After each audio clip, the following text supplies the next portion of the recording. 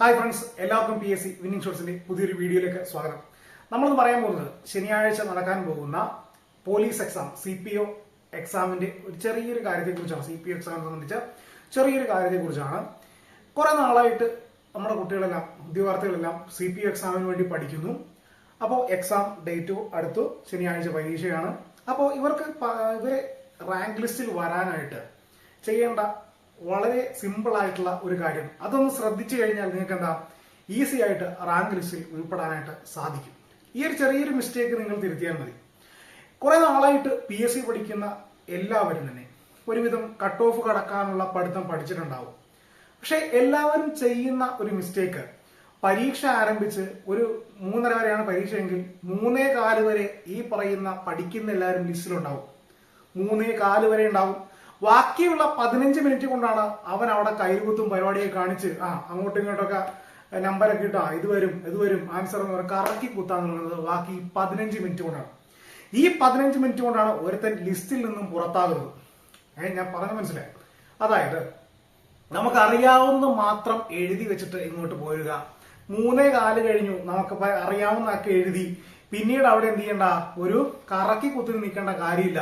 ആ പേന വേണേ കുത്തി പിടിച്ച് ഊരിട്ടിറങ്ങിയിട്ട് എന്നിട്ട് എന്ത് ചെയ്യുക, പരീക്ഷ ഹാളിൽ നിന്ന് ഇറങ്ങിപ്പോവുക. ഇതാണ് ചെയ്യാൻ പറ്റുന്നത്. കാരണം അറിയാവുന്നത് മാത്രം എഴുതി വെച്ചിട്ട് വരിക എന്താണ് നമുക്കൊരു എന്റെ ഒരു അഭിപ്രായത്തിൽ പറയുകയാണ്. എന്താണ് കട്ട് ഓഫ് വളരെ ഒരു 40-ന് മേളിലായിരിക്കും കട്ട് ഓഫ് വരാനുള്ള സാധ്യത. ഈ കഴിഞ്ഞ എക്സാമുകളെ സംബന്ധിച്ചിടത്തോളം ഒരു 40-ന് മേളിൽ കട്ട് ഓഫ് വരാനുള്ള സാധ്യതയുണ്ട്. പക്ഷെ നമ്മൾ ഈ 40 മാർക്ക് ലക്ഷ്യം വെച്ചല്ല എന്ത് ചെയ്യേണ്ടത്, പഠിക്കേണ്ടത്. അങ്ങനെയല്ല ഒരിക്കലും പഠിക്കേണ്ടത്.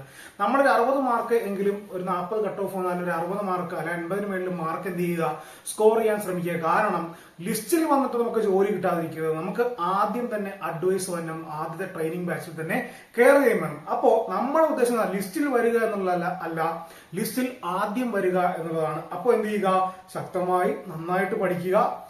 പറഞ്ഞ കാര്യം മറക്കണ്ട. 3:15 വരെയാണ് എല്ലാ ലിസ്റ്റിലും ഉണ്ടാകുന്നത്. ബാക്കിയുള്ള 15 മിനിറ്റ് കൊണ്ട് ലിസ്റ്റിൽ നിന്നും പുറത്താകാതിരിക്കുക. എന്ത് ചെയ്യുക, ഒന്നെങ്കിൽ ആ പേന അങ്ങോട്ട് കുത്തിപിടിച്ച് ഉരുട്ടിറങ്ങിയേക്കുക, ഇല്ലെങ്കിൽ അറിയാവുന്ന മാത്രം എഴുതി വെച്ചിട്ട് ഇങ്ങോട്ട് പോരുക. ഇതാണ് എനിക്ക് തരാനുള്ള ഒരു അഡ്വൈസ്. പിന്നീട് ശ്രദ്ധിക്കേണ്ടത് സ്പെഷ്യൽ ടോപ്പിക് ആണ്. Special topic 20 മാർക്കിനുണ്ട്. അതെന്ത് ചെയ്യുക, കൃത്യമായി എല്ലാം പഠിച്ചിട്ട് പോവുക. അതെന്തായാലും ചോദിക്കും. 20 മാർക്ക് ഏത് മേഖലയിൽ നിന്ന് ചോദിക്കും നിങ്ങൾക്ക് അറിയാം. എത്ര mark IPC, CRPC, Kerala police act ഒക്കെ നോക്കിയിട്ട് പോവാം. പിന്നീട് കറണ്ട് അഫയേഴ്സ് നോക്കേണ്ടത്, നിങ്ങൾ എന്ത് ചെയ്യുക, എല്ലാ പരീക്ഷയ്ക്കും ഗ്രാൻഡ് സ്ലാം ടൂർണമെന്റ്സ് ഉണ്ടാവും. ഓർത്തിരിക്കുക, grand slam tournaments 10 mark current affair ഉണ്ട്. അപ്പൊ എന്തായാലും ഒരു ചോദ്യം അവിടെ നിന്ന് ഉറപ്പാണ്.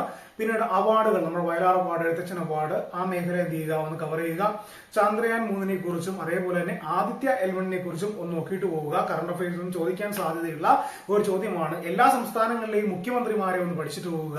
അതും ചോദിക്കാൻ സാധ്യതയുള്ള ഒരു ചോദ്യമാണ്.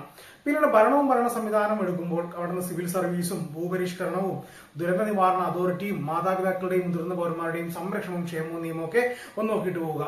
ഭരണഘടനയിൽ നിന്ന് നോക്കുകയാണെങ്കിൽ മൗലികാവകാശം, മൗലിക കടമ, പൗരത്വം, ആമുഖം, അതേപോലെ തന്നെ കുറച്ച് ഭേദഗതികൾ കൊടുത്തിട്ടുണ്ട്. അതുകൂടി എന്ത് ചെയ്യുക, നോക്കിയിട്ട് പോവുക. തീർച്ചയായിട്ടും അവിടുന്ന് ചോദ്യം ഉണ്ടാകുന്നതാണ്.